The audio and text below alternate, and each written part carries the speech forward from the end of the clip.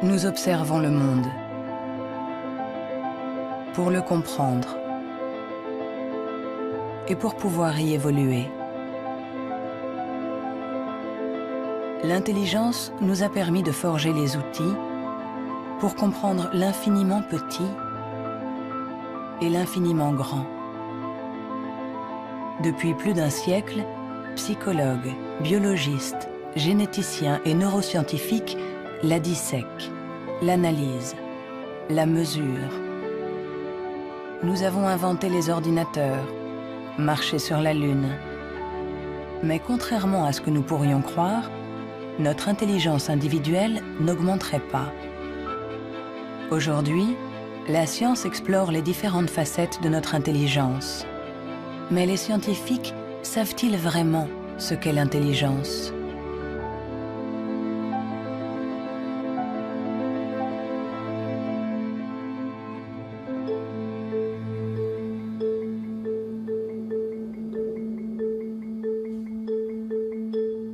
L'intelligence, c'est faire le lien. Assembler différents éléments pour trouver une solution. Pour la comprendre, il faut réussir à la fractionner, en isoler toutes les composantes. Les chercheurs se sont donc penchés sur ces différentes facettes.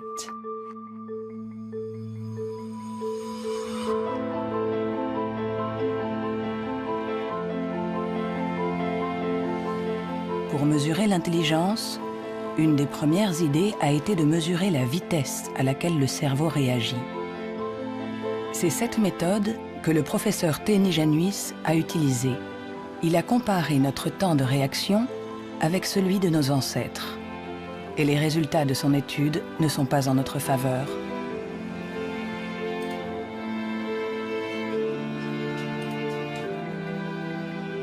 Pour mesurer le temps de réaction, on présente à un sujet une lumière sur un écran et il doit dire, en appuyant le plus vite possible sur un bouton, si elle apparaît à droite ou à gauche.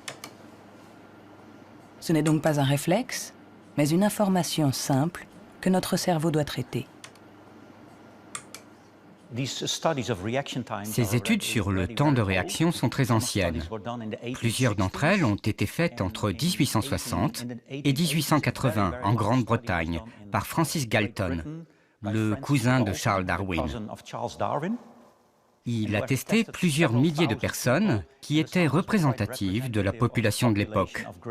Les gens avaient alors un temps de réaction très rapide. Nous avons donc cherché des études comparables qui auraient été faites durant les 120 dernières années. Et nous en avons trouvé une quinzaine. En les comparant, nous avons pu montrer que durant les 150 dernières années, les gens sont devenus de plus en plus lents.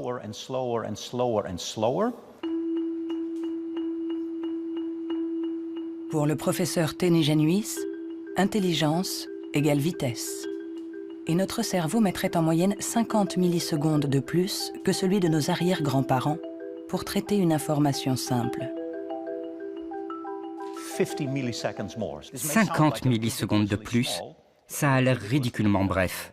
Mais quand on pense aux milliers de décisions que nous devons prendre chaque jour, si vous êtes un tout petit peu plus lent pour chaque décision, ça peut avoir des conséquences très importantes. Le professeur Teni Januis est convaincu que nous sommes moins intelligents qu'au XIXe siècle.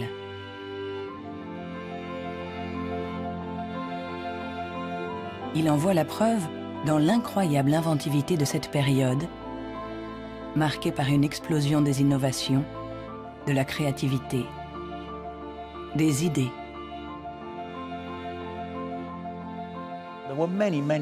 Il y a eu énormément de fantastiques innovations au XIXe siècle.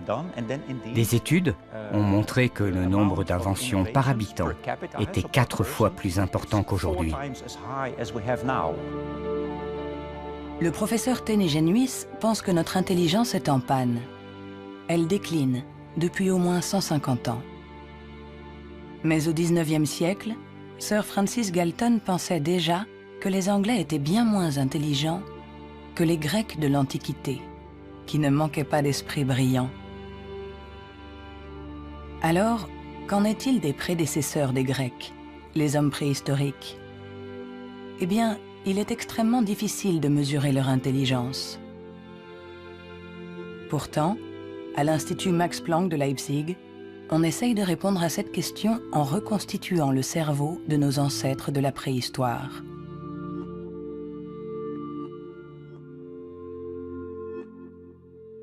La paléoneurologie, c'est une science très frustrante, puisque son objet, j'allais dire, quasiment n'existe pas. On n'a pas de cerveau fossile. Ce qu'on a essentiellement, c'est la boîte dans laquelle ce cerveau était contenu.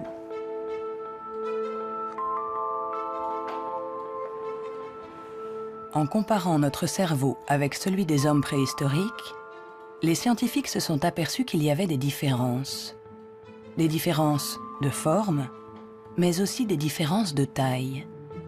Certains hommes préhistoriques avaient un cerveau plus grand que le nôtre.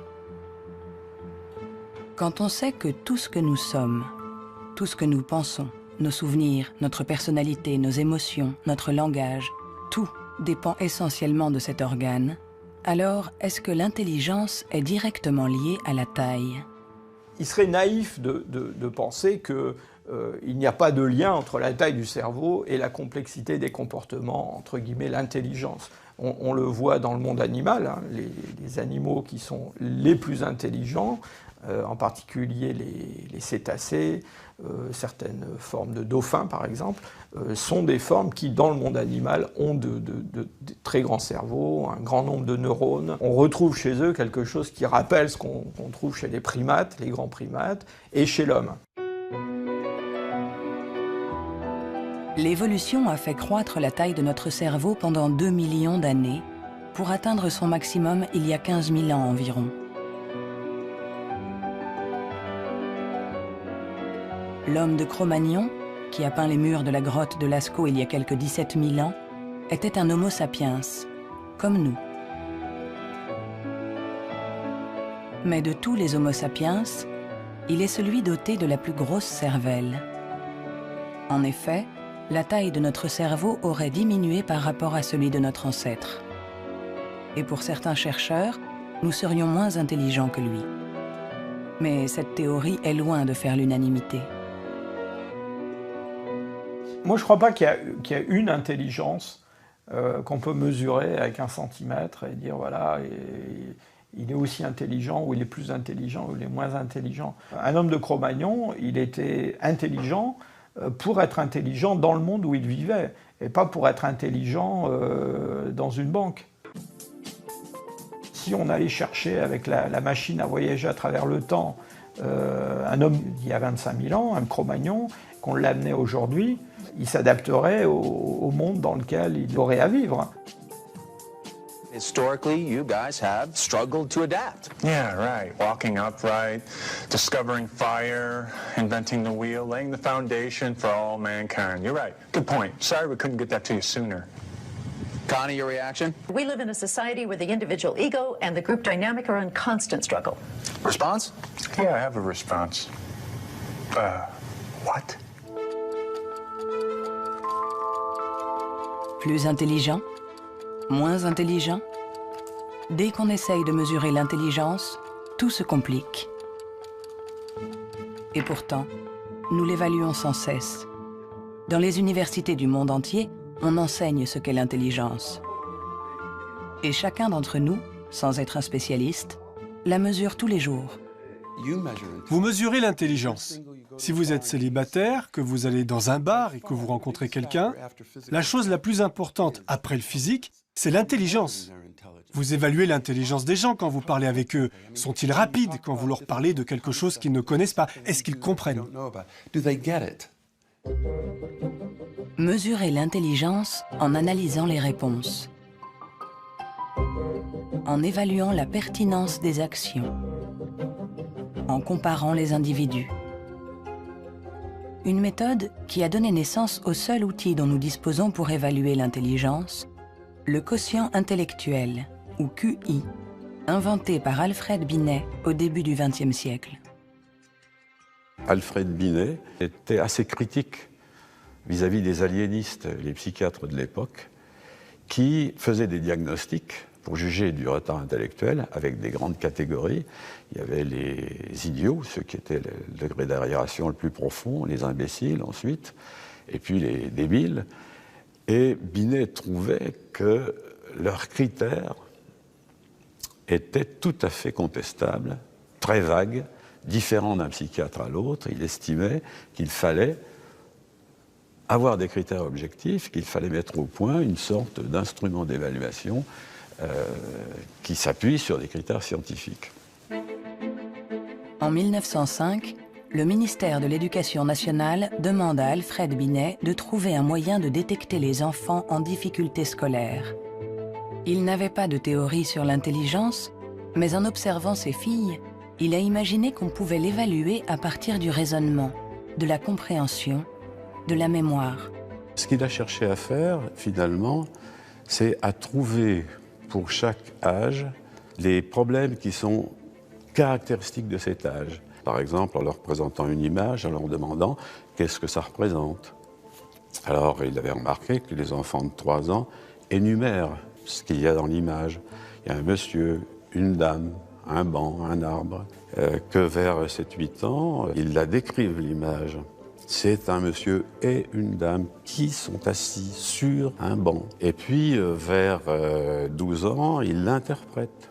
Ce sont des malheureux, ou le monsieur est malade, des choses de ce genre. C'est ainsi que Binet met au point avec Théodore Simon le premier test d'intelligence. Le QI classique, ou en âge mental, est né. C'est le rapport entre l'âge mental, donné par le résultat du test, et l'âge réel de la personne. On multiplie ce chiffre par 100 pour obtenir le QI. Si un enfant de 10 ans réussit les épreuves des enfants de 12 ans, alors il sera en avance et il aura un QI de 120. L'idée, ça a été de rapporter la performance d'un individu à la performance de ceux qui lui sont comparables, c'est-à-dire qui sont exactement dans la même catégorie d'âge, de la même culture, etc. Et on va avoir évidemment toute la distribution, toute la répartition des scores dans le test à un âge donné. Le QI, c'est juste la position d'un individu par rapport aux performances des gens qui sont comme lui, c'est-à-dire qui ont le même âge que lui. Nous accordons au QI un pouvoir exagéré, parce qu'il prétend évaluer cette qualité si particulière qu'est l'intelligence. Difficile dès lors de résister à la tentation de s'évaluer, de se comparer. Ce qui est un peu catastrophique, c'est ce qu'on voit actuellement sur des sites internet où on vous permet de calculer votre QI. Et alors je pense que des gens, ils font ça, ils se retrouvent avec un chiffre et ils vont l'interpréter, si par exemple ce chiffre n'est pas bon, en se disant qu'ils ne sont pas intelligents. C'est absolument ridicule et catastrophique. Le 2. Il est ridicule de croire qu'un chiffre peut résumer quelqu'un. Le 4. Le 3. Les vrais tests de QI se font chez des psychologues agréés. Le 2. Car il faut savoir les interpréter en les mettant en rapport avec le passé d'un individu, son présent. Le 2 ou le 3. Sa personnalité. Le QI permet d'évaluer l'intelligence, de comparer les individus. Mais nous permet-il de savoir si notre intelligence a évolué depuis que Binet l'a inventé il y a plus d'un siècle? Réussissons-nous mieux aujourd'hui les tests de QI? C'est en Nouvelle-Zélande qu'on a apporté pour la première fois une réponse à cette question. C'est ici que James Flynn a fait une découverte surprenante que les scientifiques du monde entier ont baptisé l'effet Flynn. L'effet Flynn, c'est la découverte que pour toutes les nations qui sont entrées dans l'ère industrielle, il y a eu des gains importants dans les tests de QI. J'ai regardé tous les types de tests de QI dans 40 pays, comme en France, en Hollande, en Norvège, partout où il y avait des appelés au service militaire. On leur donnait exactement le même test chaque année. Et les gains sont évidents. Il y a 1 ou 2 générations, les gens avaient en moyenne 30 réponses justes sur 60, alors qu'aujourd'hui, ils en ont 45. Après avoir passé au crible des dizaines et des dizaines d'études, James Flynn a montré que depuis plus de 60 ans, nous réussissons mieux les tests de QI. Est-ce que cela signifie que nous serions devenus plus intelligents que nos grands-parents? Un changement de QI ne signifie pas forcément un changement d'intelligence. Un exemple simple pour le comprendre, vous faites passer le test d'intelligence une première fois aujourd'hui. Vous le redonnez au même sujet demain. Il y a un effet d'apprentissage, il va réussir un peu mieux, il va avoir des scores un peu meilleurs. Ça ne veut pas dire qu'il est devenu plus intelligent, ça veut juste dire qu'il est un peu plus familier avec la façon de passer le test. L'augmentation du QI est due en grande partie à l'environnement.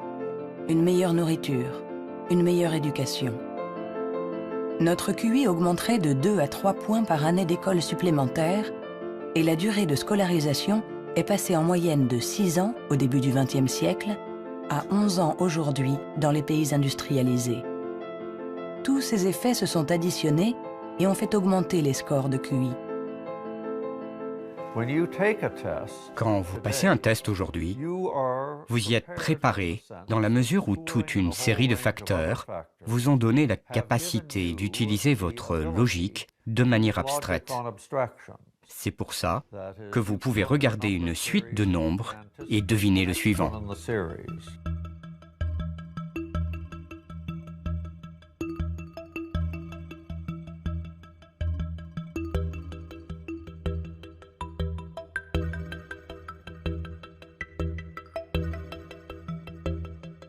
Avec l'intelligence, il ne faut pas se fier aux apparences. De meilleurs scores au test de QI ne nous disent pas que nous serions plus intelligents. Nous sommes juste mieux préparés pour réussir des tests de QI. Notre intelligence est comme un muscle que nous avons entraîné pour en exprimer tout le potentiel. Mais à force de nous entraîner, nous avons peut-être atteint nos limites. Les chiffres le prouvent. Après des décennies d'augmentation, les résultats au test de QI plafonnent. Ils diminuent même dans certains pays, comme l'Angleterre, le Danemark ou la Norvège. L'augmentation du QI est un phénomène qui a duré un siècle. Mais tous les pays vont finir par voir un plafonnement de cette augmentation. L'école a fait le plein. C'est elle qui a offert la capacité de manier des concepts abstraits. Et à moins d'une révolution de la pédagogie, les bénéfices dus à l'école vont plafonner parce que presque tout le monde aujourd'hui est scolarisé.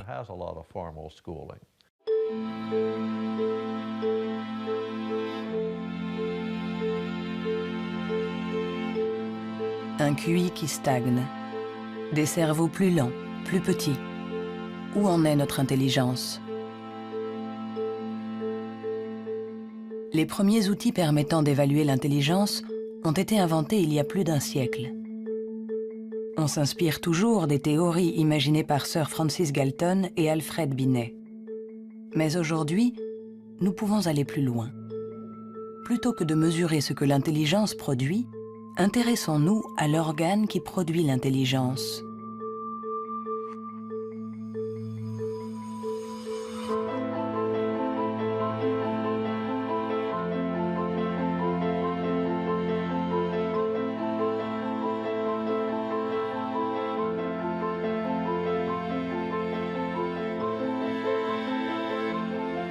Richard Ayer est psychologue et neuroscientifique à l'Université de Californie, Irvine. Depuis plus de 30 ans, il essaie de savoir à quoi ressemble un cerveau intelligent. Grâce aux progrès faits par l'imagerie cérébrale ces dernières années, il cherche, avec son collègue le professeur Rex Jung, où, dans le cerveau, se niche l'intelligence. Nous regardons le cerveau de Richard Ayer, un très joli cerveau. Le docteur Ayer est une personne brillante, intelligente, et nous voyons toutes les régions qui sont le support de son intelligence.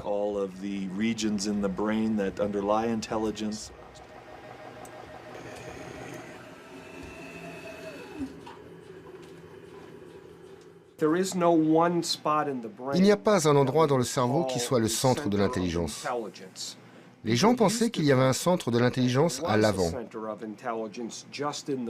Mais les recherches ont montré que lorsqu'on fait des tests d'intelligence à l'intérieur d'un scanner, on peut voir que la communication entre l'avant et l'arrière est très importante pendant que l'on résout les problèmes. Le professeur Ayer a été l'un des pionniers dans l'utilisation des techniques de neuroimagerie moderne. Sa première étude date de 1988. On n'avait alors jamais utilisé ces outils dans les recherches sur l'intelligence. On a trouvé des zones du cerveau qui s'activaient quand les gens passaient des tests d'intelligence. Mais le choc, la surprise, c'était que plus ces zones étaient actives, moins les résultats du test étaient bons. C'était à l'opposé de ce qu'on attendait.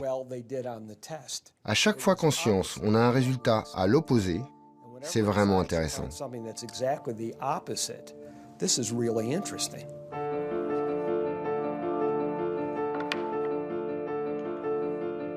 Un cerveau intelligent n'est pas un cerveau qui fonctionne plus, mais au contraire, un cerveau qui fonctionne moins. C'est ce qu'on appelle la neuroefficacité. Être intelligent, c'est résoudre un problème en faisant un minimum d'efforts.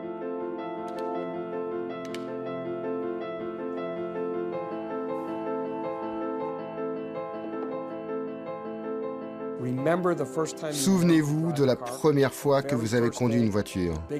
Le premier jour, dans un grand parking vide, avec quelqu'un assis à côté, et vous tournez le volant et vous pensez « Maintenant, il faut que je freine ».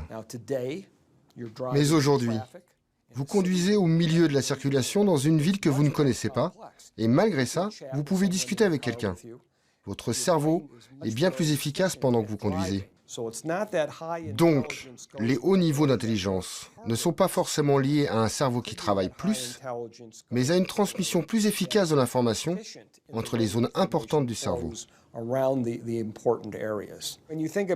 Lorsqu'on pense à un processus aussi complexe que l'intelligence, il faut imaginer que le cerveau est comme un orchestre avec différentes sections. Mais le vrai mystère, c'est comment ces sections interagissent. Parce que pour autant que nous le sachions, il n'y a pas de chef d'orchestre. Si le cerveau est un orchestre, alors l'intelligence est la musique.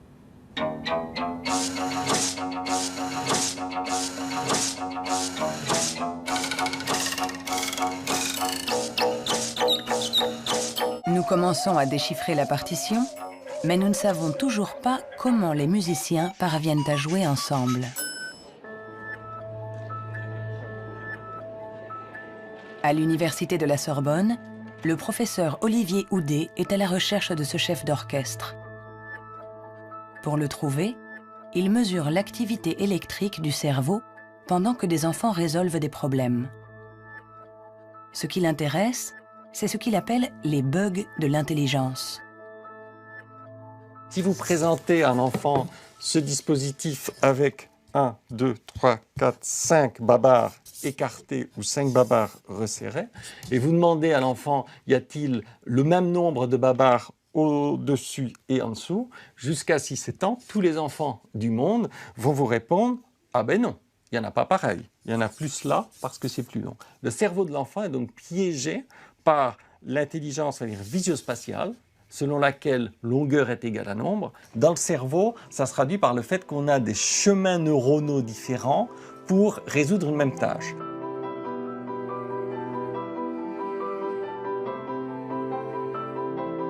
Compter ou mesurer.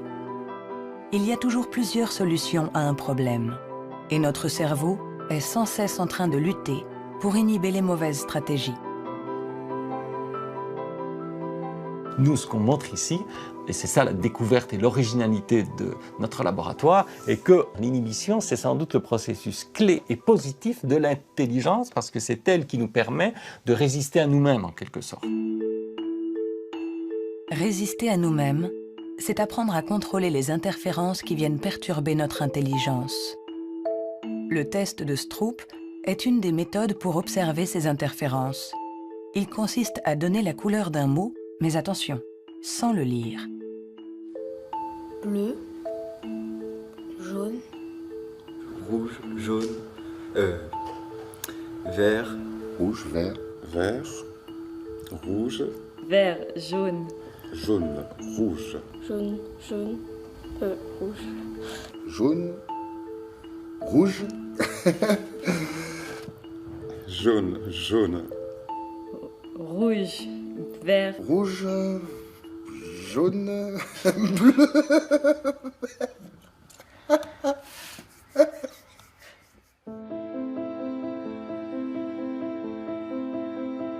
Pour résoudre un problème, nous sollicitons différentes régions du cerveau reliées entre elles, mais qui sont parfois en compétition. Mais comment ces différentes zones communiquent-elles? C'est ce à quoi s'intéresse le professeur Douglas Fields à l'Institut national de la santé de Washington.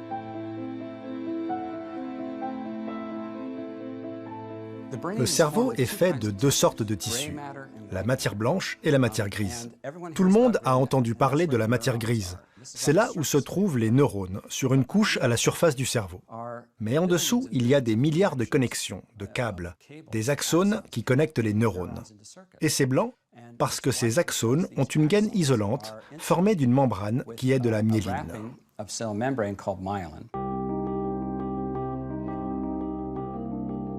La myéline entoure les axones, permettant aux informations de circuler de manière rapide et efficace dans le cerveau.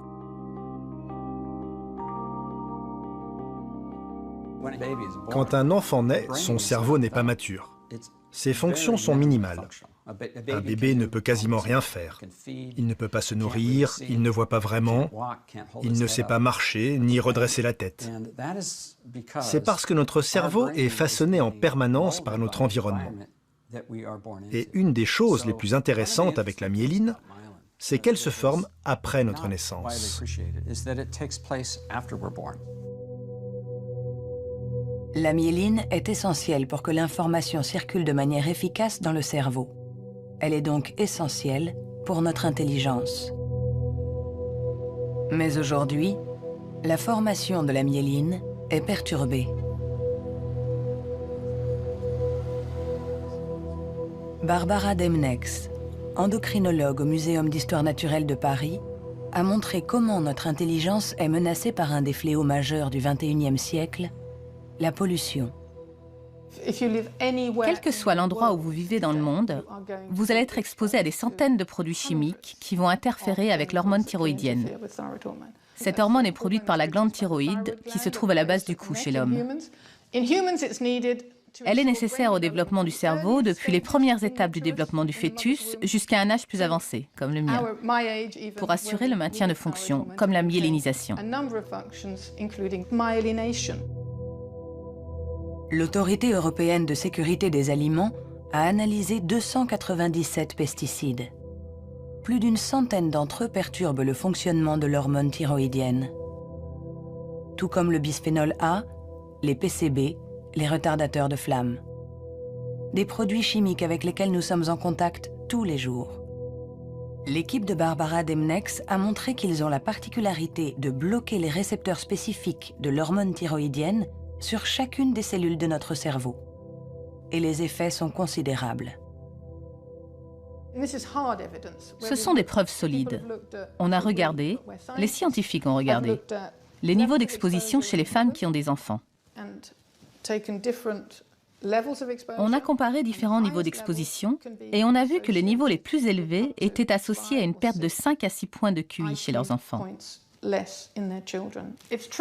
C'est vrai que la plupart d'entre nous ne voient pas la différence, mais il est évident que 5 points de QI en moins peuvent faire une grande différence pour votre réussite scolaire ou votre réussite dans la vie. Et le simple fait de le savoir est vraiment troublant pour les parents.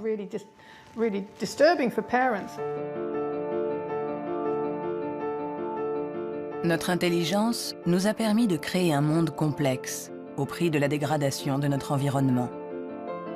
Et nous pourrions en payer le prix si cette dégradation perturbe la formation de notre cerveau, en agissant sur la myéline par exemple. Mais si ce phénomène se confirme, comment le gérer?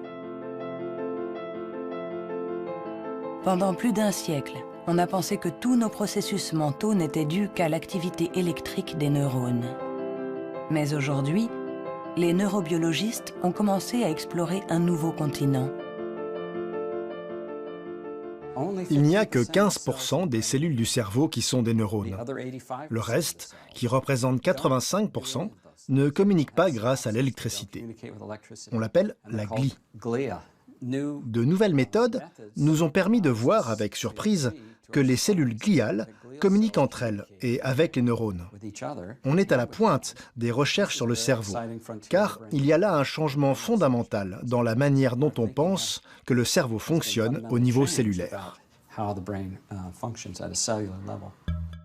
Les cellules gliales, des cellules bien plus nombreuses que les neurones et qui forment leur environnement.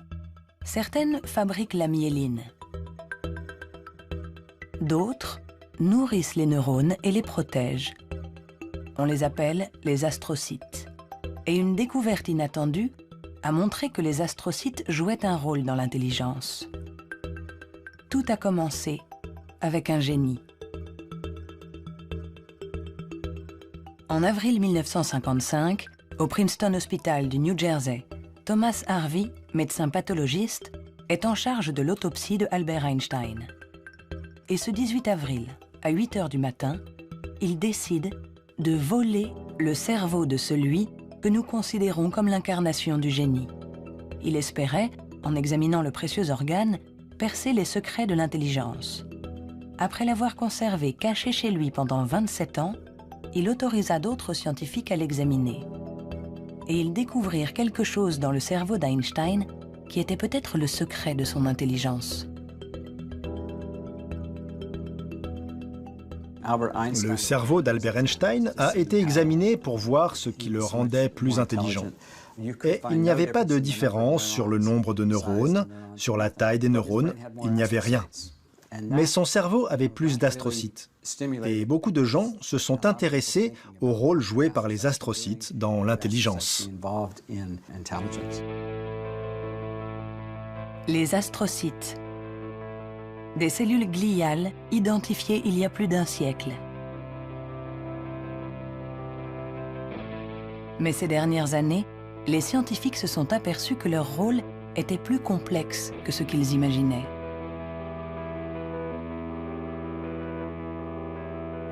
Les astrocytes servent à beaucoup de choses. Ils contrôlent les synapses, ils contrôlent le flux sanguin dans le cerveau, ils nourrissent les neurones, ils réagissent aux blessures. Toutes ces choses étaient considérées comme des tâches ménagères faites par les astrocytes dans le cerveau.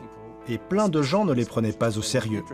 Jusqu'à ce qu'on réalise que ces tâches ménagères font que l'astrocyte contrôle le neurone. Un astrocyte humain contrôle des centaines de neurones. Bien plus que ce que peut faire un astrocyte de souris, par exemple. En se basant sur cette observation, une équipe de l'Université de Rochester a mis au point une expérience fascinante. Pour mieux comprendre l'intelligence humaine, ils ont décidé de lui faire franchir la barrière des espèces. Ils ont greffé des astrocytes humains dans le cerveau de souris.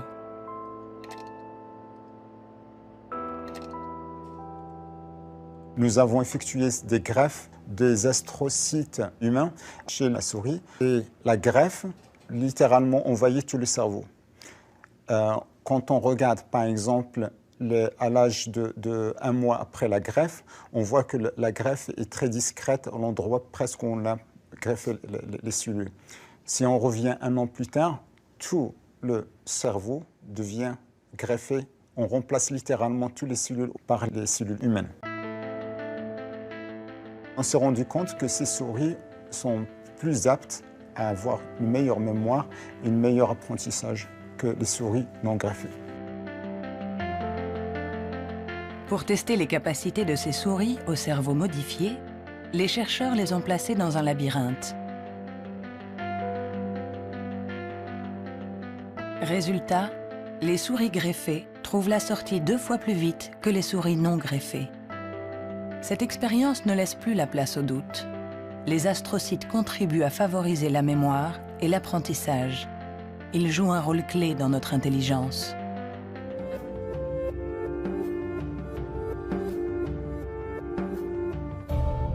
L'intelligence se reflète dans le fonctionnement du cerveau. Mais comment expliquer les différences d'intelligence de nos collègues, de nos amis, de nos parents? Ont-ils plus de matière blanche, moins d'astrocytes, des neurones plus rapides? Ce qui est à l'origine de nos capacités se trouve en partie dans nos gènes. Robert Plomine est généticien comportementaliste. Dans le cadre de ses recherches, il a regardé grandir des milliers d'enfants. Grâce à eux, il espère pouvoir trouver les gènes qui influent sur l'intelligence. Les gens demandent souvent dans quelle mesure l'intelligence est déterminée par les gènes. Mais tout d'abord, il faut insister sur le fait que le mot « déterminé » n'est sans doute pas le bon. On devrait dire « influencé ». C'est comme pour la taille, elle est liée aux gènes, mais pas déterminée par eux.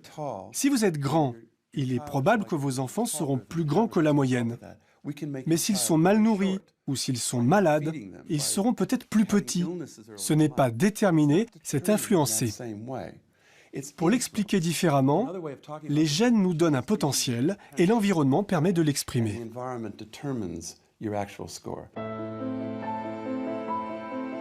Pour comprendre les relations complexes entre gènes et intelligence, Robert Plomine fait passer des tests à des milliers de jumeaux. Les vrais jumeaux ont ceci de particulier que ce sont des clones. Ils partagent exactement les mêmes gènes. Ils sont identiques en tout point. Mêmes cheveux, mêmes yeux. Mais ont-ils les mêmes résultats au test d'intelligence? La réponse est oui. Leurs résultats sont plus proches que ceux d'un frère et d'une sœur.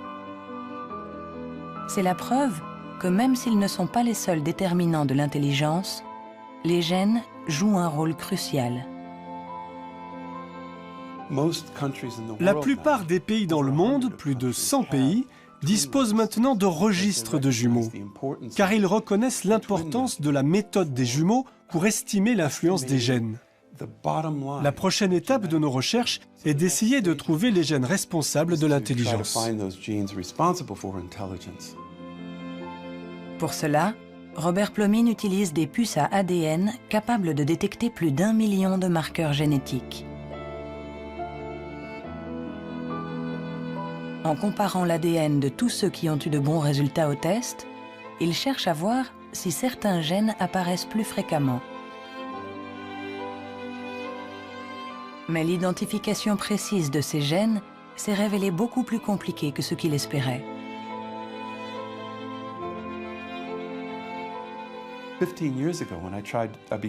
Il y a 15 ans, quand j'ai commencé à essayer de trouver les gènes de l'intelligence, personne n'imaginait que ce serait aussi difficile. On a identifié plus de 300 gènes qui influent sur l'intelligence. Et le problème, c'est qu'on en a identifié seulement 1%.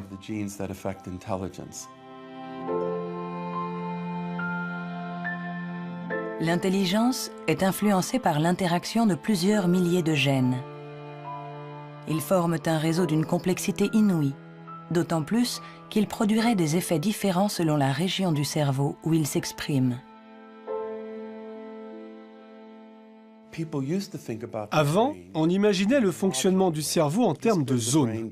Cette zone gère le langage, celle-ci fait autre chose. Le corps calleux relie les hémisphères.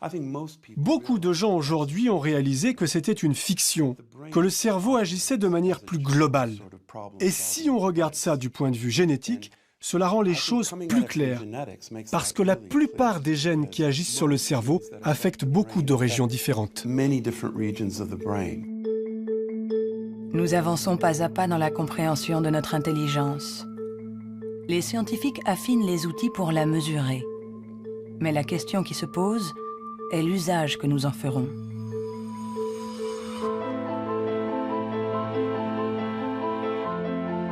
L'intelligence est ce qui prédit le mieux notre niveau d'étude, notre emploi. Par conséquent, parler de l'intelligence de quelqu'un n'est pas anodin. On donne une valeur, on classe, on hiérarchise, avec tous les risques de dérapage que cela comporte. L'erreur de raisonnement, c'est de considérer que l'intelligence serait essentiellement héréditaire. Et ça a conduit effectivement à des dérives qui sont tout à fait ridicules, je dirais. Absolument ridicules. Pour en donner un exemple, en 1924, je crois, une loi a été votée aux États-Unis qui restreignait l'immigration, qui mettait des quotas pour l'immigration, parce que dans les tests, ils avaient en moyenne des résultats moins bons. Et donc, ils étaient supposés être héréditairement moins intelligents. Il fallait qu'ils en viennent moins aux États-Unis pour ne pas faire baisser la moyenne. On les accueillait, vous savez, dans Ellis Island, cette petite île qui est en face de New York, et pas mal d'entre eux ont été renvoyés, et notamment ceux qui, dans les années 30, commençaient à sentir la montée du nazisme, je pense aux Juifs de l'Europe de l'Est, par exemple, et qui ont été refoulés pour des raisons absolument idiotes. On a longtemps cru qu'on ne pouvait pas échapper à ses origines. Notre hérédité était supposée contrôler nos vies. La science, depuis, nous a heureusement éloignés de cette vision déterministe. Mais l'intelligence est un sujet à part, un sujet si sensible que les faux pas et les excès ont marqué son histoire.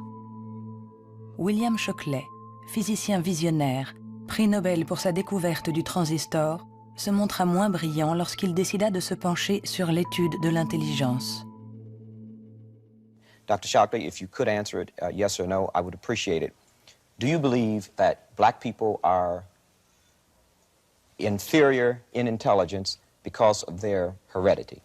What I say is this. My research leads me, and it's a tragic conclusion, really, my research leads me inescapably to the opinion that the major cause of the American Negro's intellectual and social deficits is hereditary and racially genetic in origin, and thus not remediable to a major degree by practical improvements in environment. Then what do you see as the solution to the problem?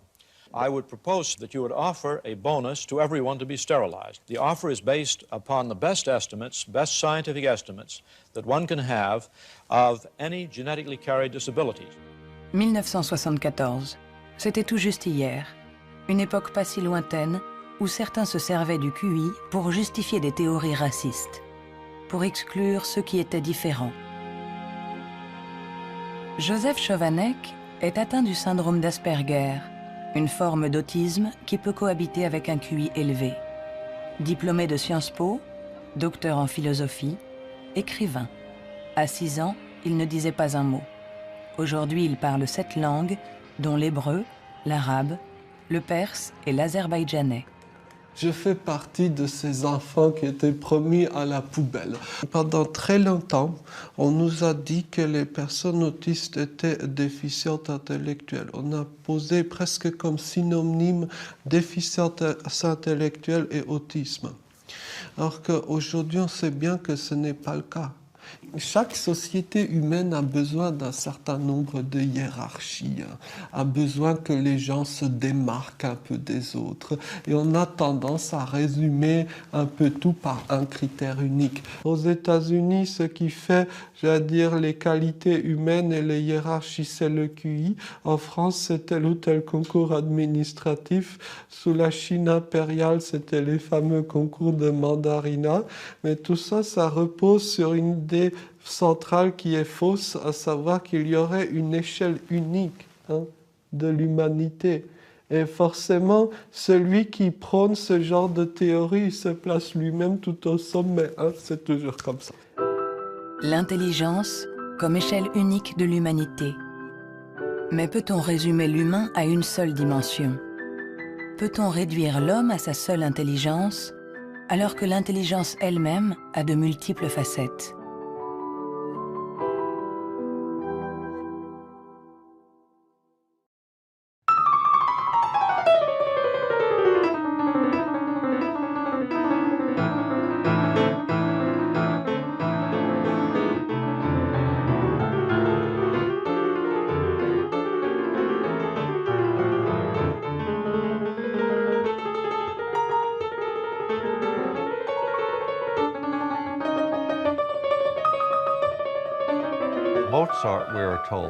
Mozart, dit-on, pouvait avoir à l'esprit une symphonie en entier.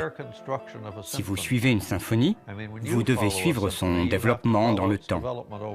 Mais lui, il avait conscience de sa globalité. C'est un peu le même niveau de complexité que pour un mathématicien qui pense à 7 ou 8 formules et voit toutes les connexions possibles entre elles. Alors on peut toujours objecter. Est-ce que l'intelligence musicale est une forme d'intelligence? Ce n'est pas important. Ce qui est important, c'est que ça existe et que ceux qui l'ont n'ont pas obligatoirement de grand QI.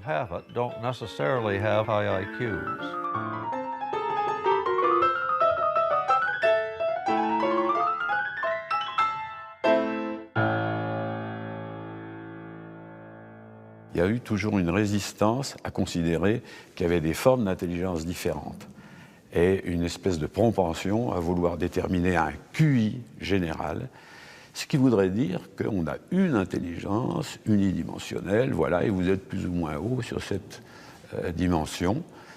Et la conception contradictoire, c'est qu'il y a plusieurs formes d'intelligence et en réalité, vous pouvez être assez haut sur une des dimensions d'intelligence, sur un de ces aspects, et puis assez bas sur un autre. Le débat est aussi ancien que les premières études sur l'intelligence. En effet, les scientifiques se sont aperçus que quelle que soit la méthode utilisée, ils n'arrivaient pas à évaluer l'intelligence avec une échelle unique.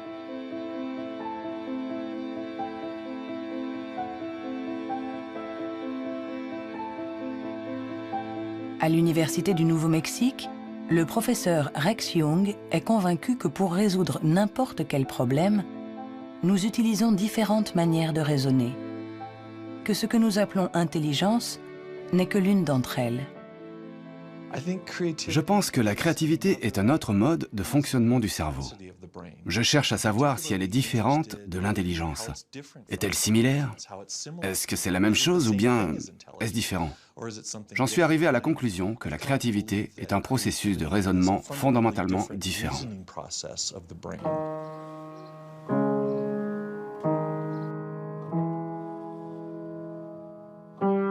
Déchiffrer une partition, c'est être intelligent en utilisant nos connaissances.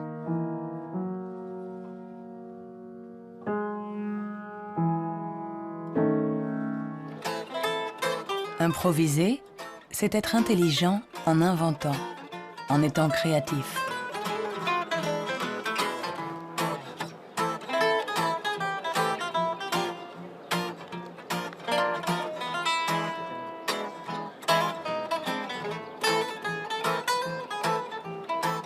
Un musicien peut être à la fois intelligent et créatif. Un sujet d'étude idéal.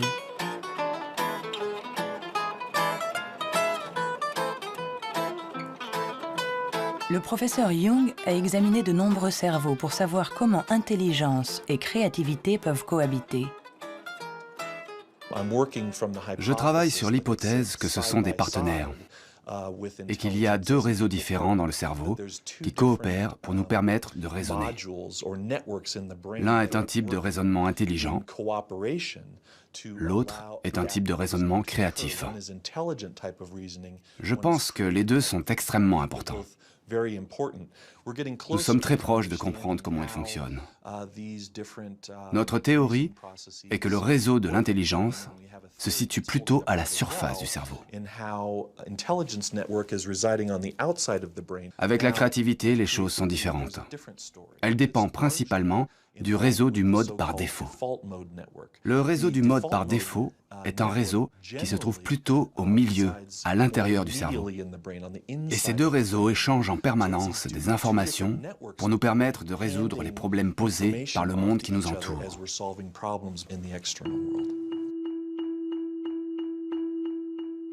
Nous avons tous expérimenté cette sensation d'une idée surgissant de nulle part avec la force de l'évidence. Ce que nous révèlent les neurosciences, c'est que ce mode de raisonnement, ce mode inventif, créatif, est un mode de raisonnement à part entière. Peut-on être intelligent sans être créatif? Ou créatif sans être intelligent? La question a elle-même un sens. Pour évoluer intelligemment dans le monde, n'avons-nous pas besoin de toutes les ressources de notre esprit? On ne peut pas être créatif en physique, par exemple, si on n'a qu'une éducation physique. Pour être créatif en physique, il faut une autre éducation et ensuite se retrouver dans un univers étranger et réutiliser des trucs et astuces, des mécanismes mentaux qu'on a appris ailleurs. Hein. Et le drame de la recherche stérile, c'est la recherche qui ne connaît que sa petite chapelle, où il n'y a ni import ni export de données. Hein. Par contre, tous ceux qui ont été créatifs, ce sont des gens qui ont importé des idées d'un univers autre.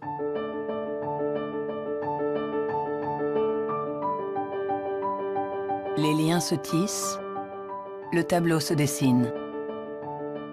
Les scientifiques assemblent petit à petit les différentes composantes de notre intelligence. Mais le monde évolue, et l'intelligence aussi. Notre cerveau est en permanente évolution. Il permet à notre intelligence de s'adapter aux problèmes que nous devons résoudre, aussi multiples et variés que nous pouvons l'être. Quand j'étais enfant, je savais que je ne fonctionnais pas comme les autres. J'avais cette conscience-là. Cela m'a donné à réfléchir et cela m'a amené à imaginer le monde pluriel. Imaginez le monde où il n'y a pas un seul axe, que ce soit de classement ou de valorisation, mais un grand nombre d'axes. Et j'ai dit, la vraie intelligence du monde, n'est-ce pas de savoir réfléchir de façon plurielle, de savoir prendre en compte plusieurs grilles de compréhension du monde et non pas une seule. Le rôle de la science n'est peut-être pas de dire si nous sommes plus ou moins intelligents que nos voisins ou que nos ancêtres, mais de nous aider à comprendre comment notre cerveau fonctionne. On saura alors non seulement réparer notre intelligence, mais on saura aussi l'améliorer pour tisser des liens entre nous et la diversité de ce qui nous entoure.